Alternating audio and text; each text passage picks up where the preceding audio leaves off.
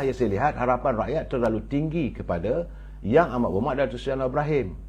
Sebab itu saya katakan, sekali bila saja serban tersangkut, sangkut di dawai ke di mana pun, rakyat mahu melihat ketegasan. Apa yang berlaku sekarang ni? Kalaulah serban lebay tu tersangkut dekat dawai, habis dah koyak bajunya dah rabak dah. Tapi dalam keadaan begitu, bukanlah kita nak koyakkan lagi bajunya, tidak. Tapi kita buka dia punya serban dan nyatakan kena perlu dijahit. Dalam keadaan begini, saudara, sebab keadaan ini saya dengarlah, saudara, macam-macam sembang orang sebelah sana mempertahankan isu korupsi politik yang dah masuk hari keempat, hari kelima. Sebab itu saya berkatakan bahawa Datuk Seri Anwar Ibrahim dulu bercakap, kalau takut di lambung derita, jangan bicara soal perjuangan. Ini soal perjuangan menentang korupsi. Datuk Seri harus berani meminta supaya pegawai kerajaan ataupun penguasa melaksanakan tugasnya setuntas mungkin dan secepat mungkin. Sebab hari ini rakyat nak tahu. Sebagai contoh saya katakan, masalah ZT kenapa tak dibawa ke mahkamah lagi? Perbicaraan Dakim Nazlan kenapa tak dibawa ke mahkamah lagi? Itu soal perbicaraan Datuk Seri Najib, yang banyak warga melihat bahawa perbicaraan itu dilihat tempang. Bagaimana dengan apa yang dilontarkan oleh Datuk Seri Anwar Ibrahim sepanjang sejak beliau berada di anjung kuasa di Sri Belikpadan? Beliau mengatakan ada berlaku ketirisan.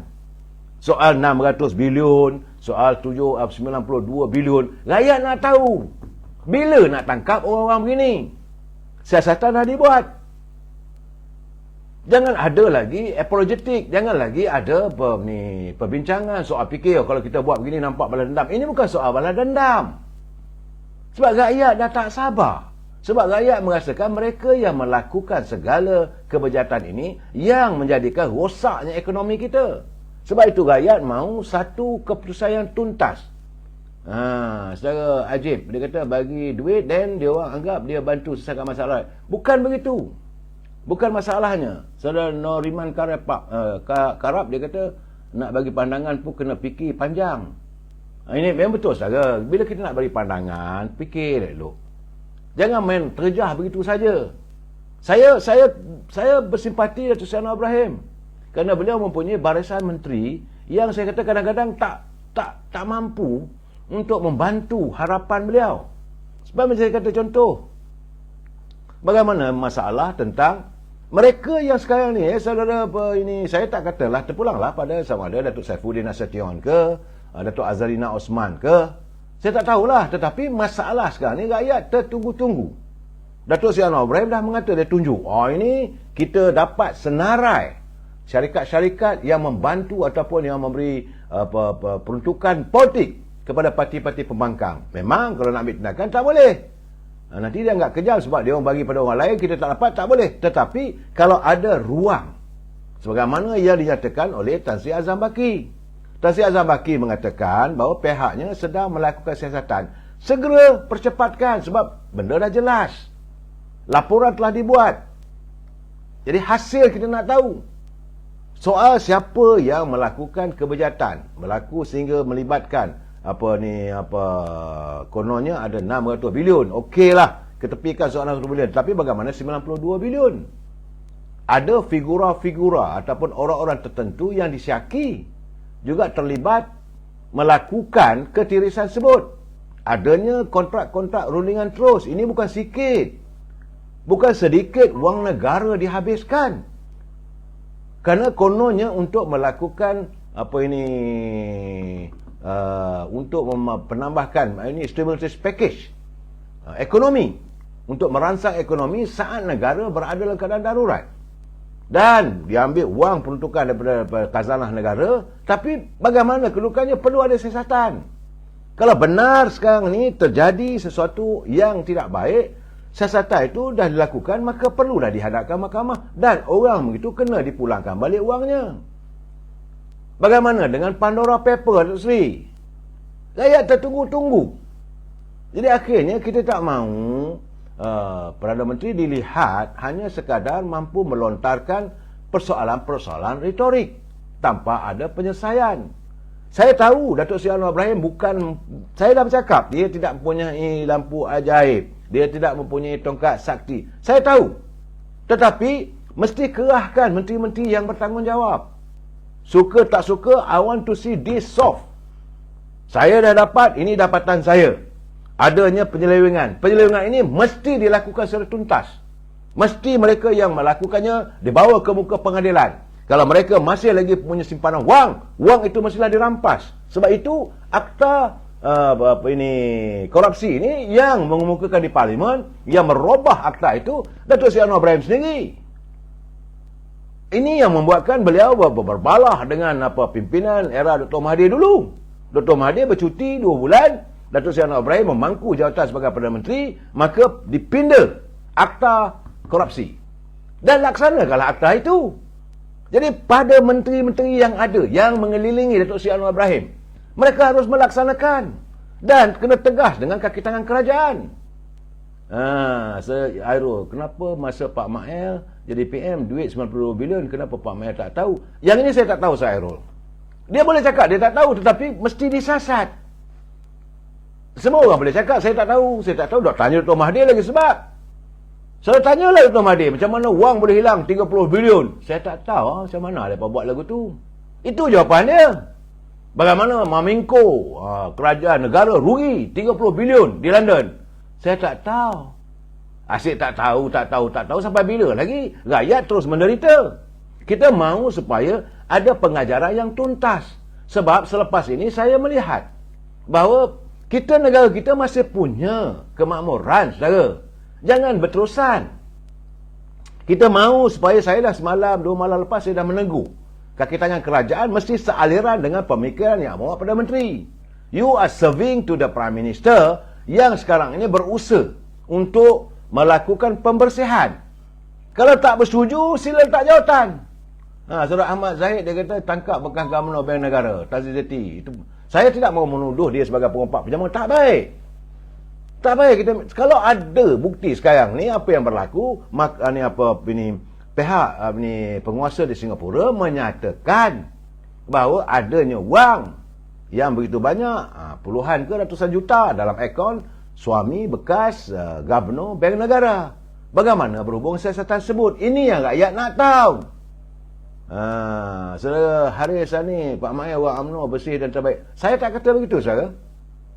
Bagi saya tak mengatakan ni bersih, tak. Biarlah pihak berkuasa menyiasat. Saya tahulah saudara fikir bahawa saya orang UMNO, saya akan puji. Saya dah cakap dulu, kalau satu berlaku, kita tidak akan membiarkan ianya disimpan di bawah kapet.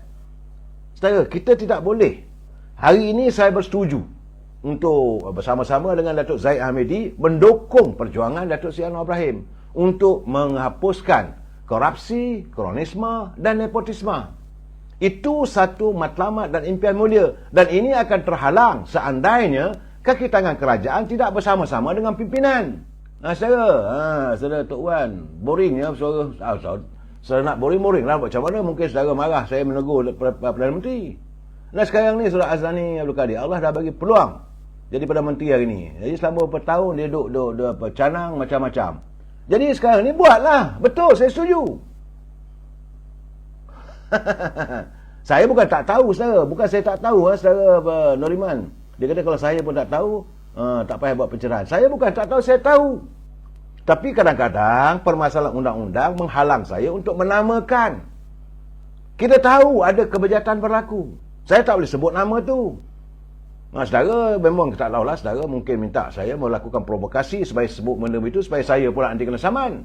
Kita cuma mengharapkan Tan Sri Azam Baki melaksanakan tugasnya sebagai Ketua Pengarah Suruhanjaya Pencegah Rasuah, laksanakan tugas sealiran dengan harapan impian Datuk Seri Anwar Ibrahim dan pimpinan menteri-menteri yang ada. Sementara itu menteri-menteri yang dah jadi menteri sekarang ini, janganlah lalai, janganlah keseronokan. Laksanakan tugas anda dan jangan sesekali melontarkan buah fikiran yang bukan-bukan.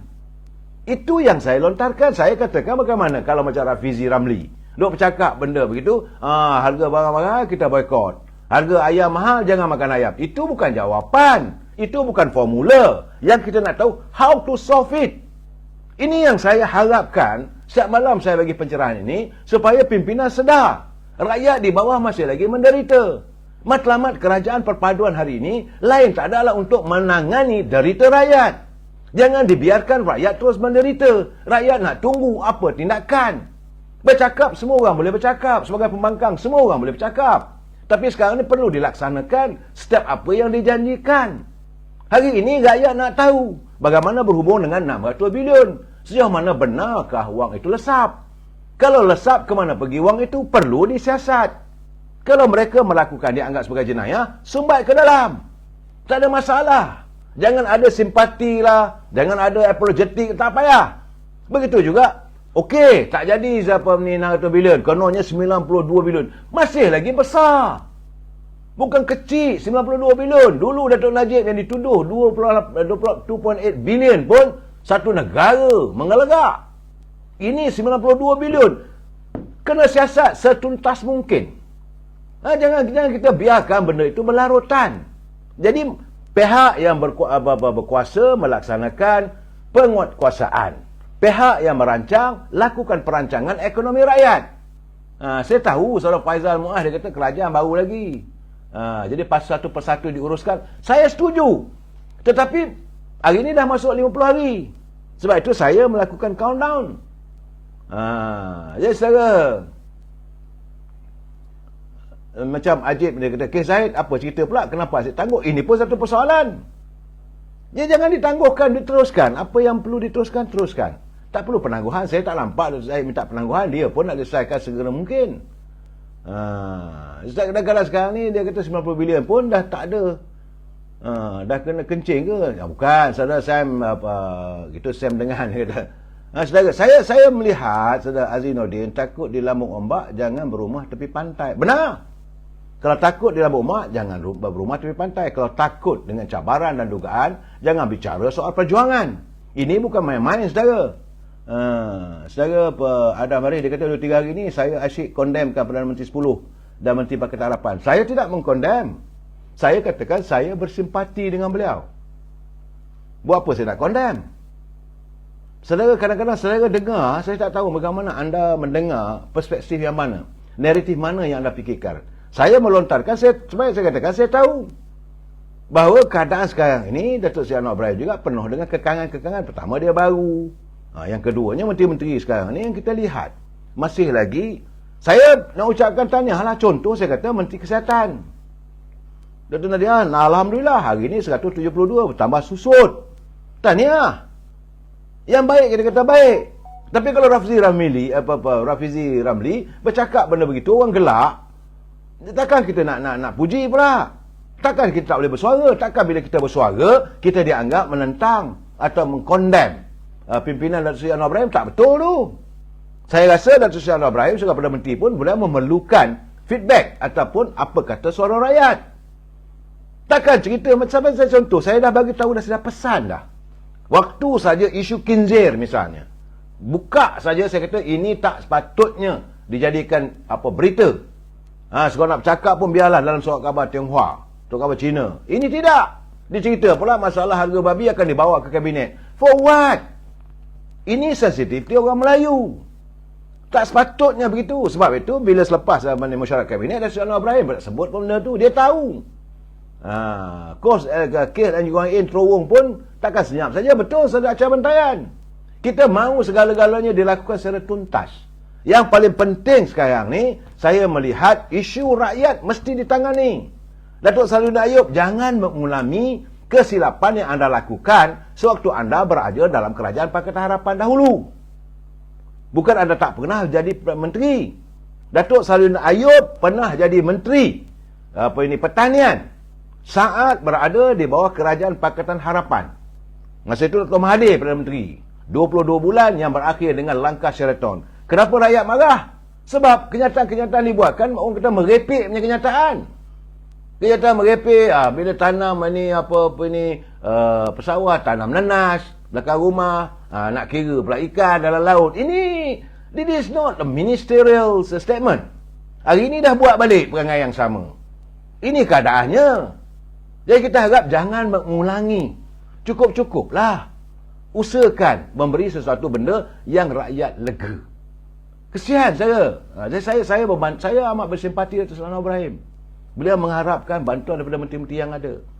Tambah pula macam dengan Komeng ni, tiba-tiba pula nak mengundang pula pakar daripada Singapura untuk menyelesaikan masalah majlis perbandaran dan sebagainya. Ini juga kenyataan-kenyataan yang tak baik untuk kerajaan beliau. Saya haraplah saudara Tuan Putih, rakyat tertekan dengan harga barang sekarang ni. Betul. Mesti diusahakan cari. Bukan tak cukup dengan bakul rahmah. Tidak cukup dengan beri bantuan begitu saja. Satu tindakan yang tuntas.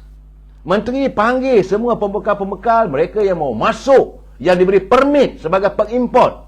Kalau kamu tak nak bawa menurunkan harga, kamu meletakkan kepentingan kamu lebih tinggi, maka kerajaan salahkan kerajaan. Kalau AP ini dibuka semula. Saya dah bercakap dulu lagi. Tahun dulu saya dah bercakap. Kalau masalah kenderaan, masalah pengangkutan tinggi, panggil Menteri Pengangkutan. Kenapa benda ini boleh berlaku? Tuan penyeluri macam mana? Harga minyak macam mana? Ini masalah ni perlu diselesaikan. Bukan hanya melontarkan pandangan-pandangan yang berbentuk populis. Tetapi akhirnya bukan populis. Koyak, brother. Saya tidak mahu kerajaan perpaduan yang ada hari ini yang menjadi harapan rakyat dilihat dalam keadaan yang tempang. Kesannya bukan sebab oleh Anwar Ibrahim, oleh kalangan menteri-menteri yang dilihat tidak membantu beliau. Sebelum saya bercakap lebih lagi, saya dah mula panas ni. Kita sabar-sabar dulu. Kita jumpa lagi malam esok. Wabillahi taufiq wal hidayah. Wassalamualaikum warahmatullahi taala wabarakatuh. Selamat malam.